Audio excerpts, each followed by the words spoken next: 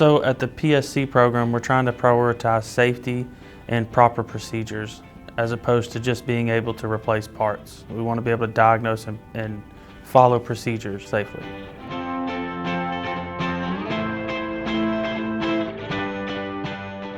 Instead of just being able to change a part, I want them to know how those parts work. So we're going to teach an overall system here. We're going to talk about how the entire system works instead of just each component individually.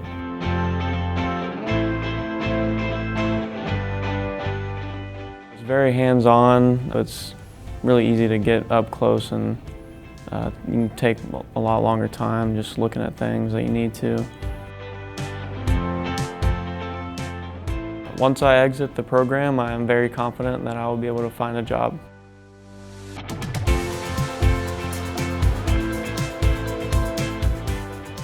Zane, he's very clear and he gets very focused with what we learn here.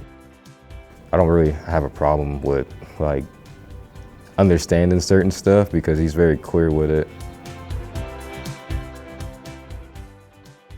Just being a new program and outreaching, it allows people like me to have a higher chance of getting into it. If you're scared of working on cars or just have any hesitation to work on it, I think this program is very good for people like that.